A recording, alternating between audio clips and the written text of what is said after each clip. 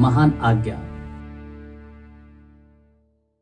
सेना में एक अधिकारी बनने के लिए प्रशिक्षण के लिए ज्ञान और अनुभव दोनों प्राप्त होने की आवश्यकता है।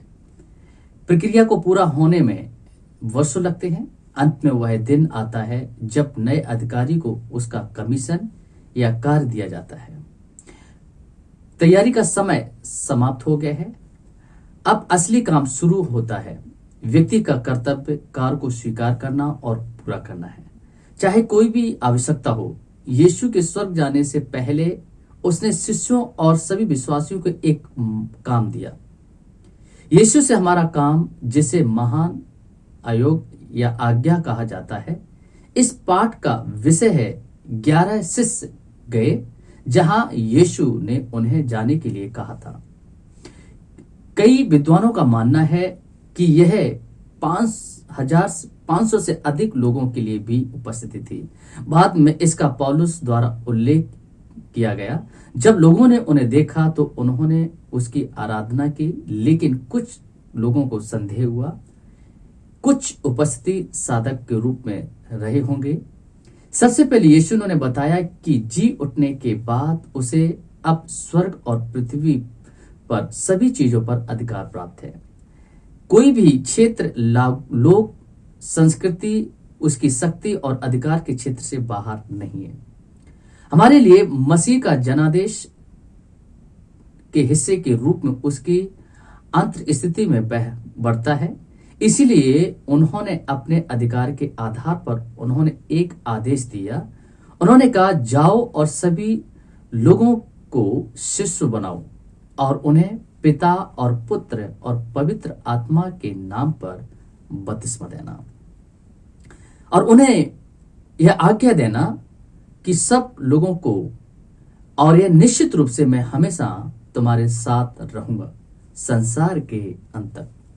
शब्द जाओ का अर्थ है प्रस्थान करना, छोड़ना, सीमाओं को पार करना, सामाजिक और नस्ली और सांस्कृतिक और साथ ही भौगोलिक सीमाएं। यीशु ने खुद ऐसे सेवकाई का प्रदर्शन किया।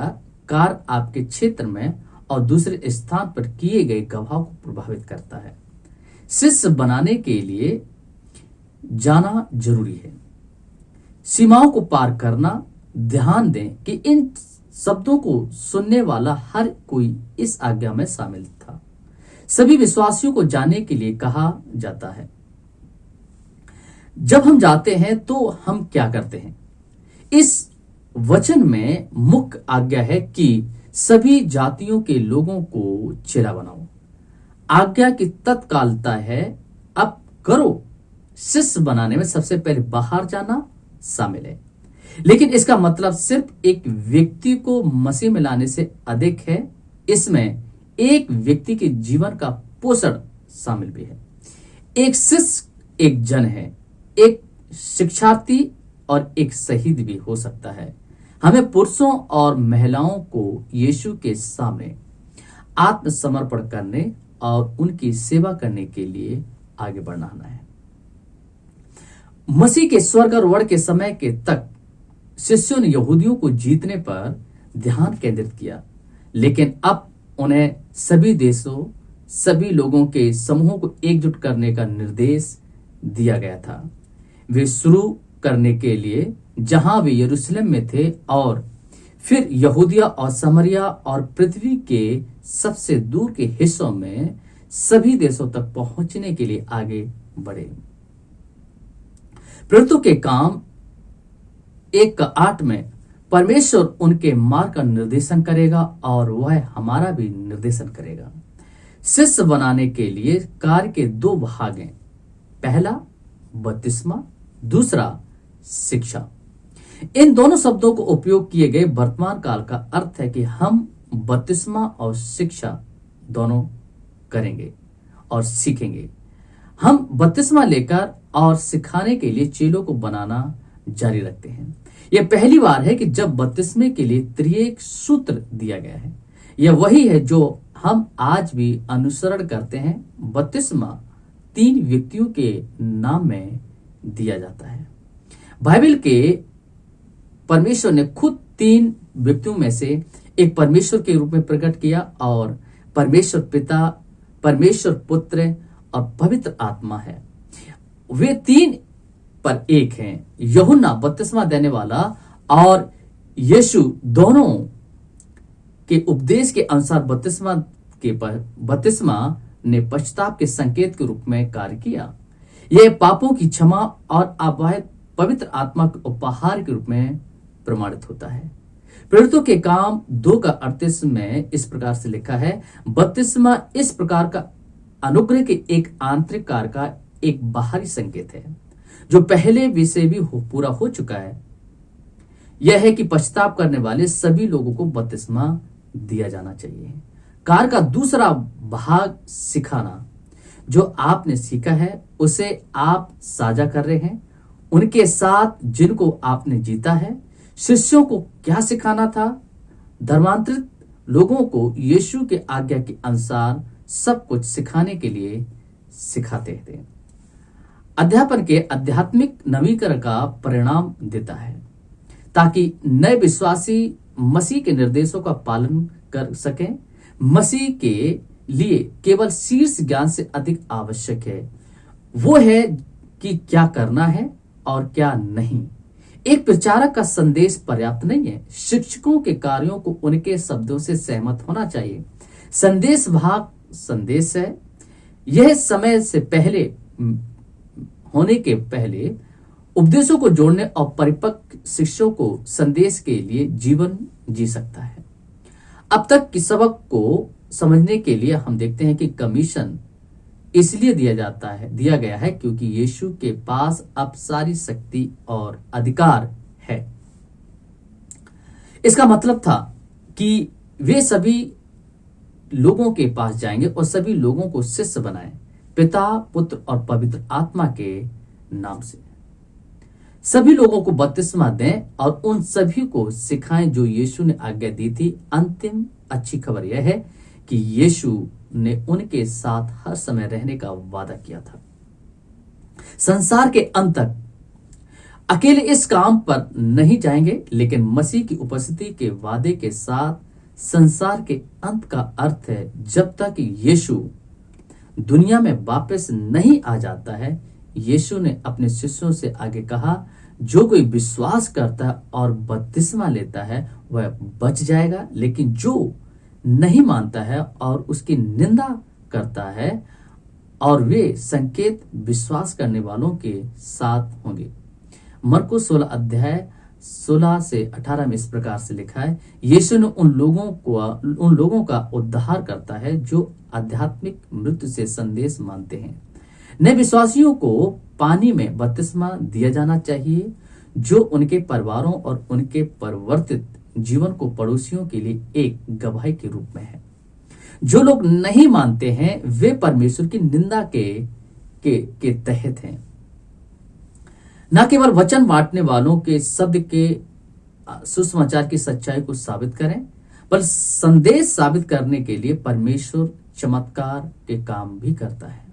श्रद्धालु अज्ञात भाषाओं में बात करेंगे।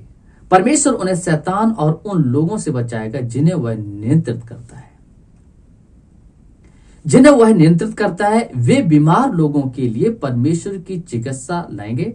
ये वादे आज भी हमारे लिए वैसे ही हैं जैसा कि हम उनके संदेश की घोषणा करते हैं। परमेश्वर अब विश्वासियों को आकर्षित करने और उन्हें समझाने के लिए अलौकिक संकेत देता है।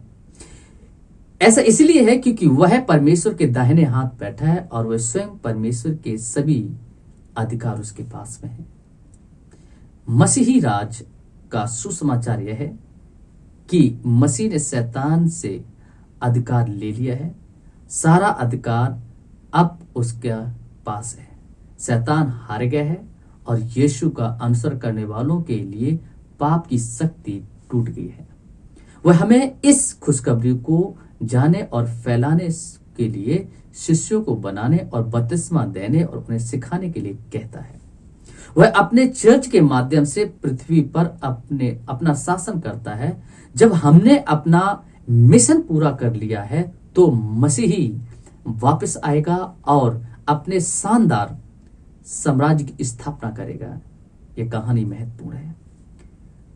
क्योंकि यह परमेश्वर की चिंता को दर्शाता है कि दुनिया भर में मसीह के संदेश को बताया जाए ताकि सभी लोग इस संदेश को सुन सकें और इसका जवाब दें।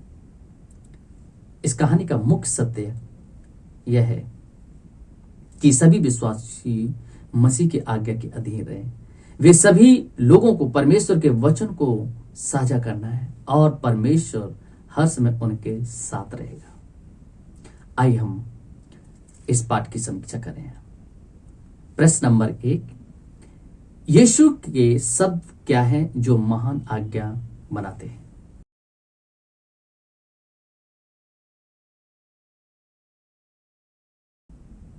यदि आपने उत्तर दिया, जाओ और सभी देशों के लोगों को शिष्य बनाओ और उन्हें बपतिस्मा दो और सिखाना, तो आप सही हैं। प्रश्न नंबर 2, यीशु ने जो मसीही बपतिस्मा सूत्र दिया था वह क्या है?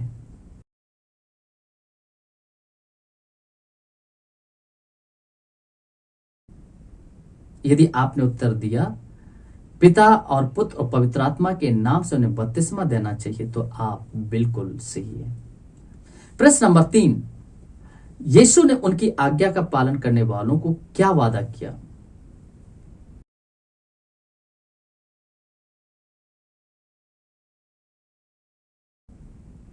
यदि आपने उत्तर दिया, निश्चित रूप से संसार के अंत तक मैं हमेशा तुम्हारे साथ रहूंगा, तो आप सही हैं। प्रश्न नंबर 4, चेले सुसमाचार के बारे में सिखाते थे जो लोग उसे सुनते थे।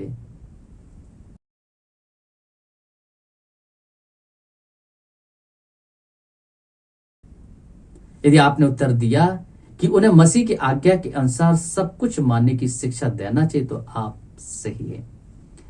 इस पाठ का मुख्य कार्य यह है, कहानी सीखें ताकि आप इसे सवाल पूछें और इस आज्ञा को देने में परमेश्वर का उद्देश्य क्या है, लोग इस प्रक्रिया में शामिल क्यों हैं।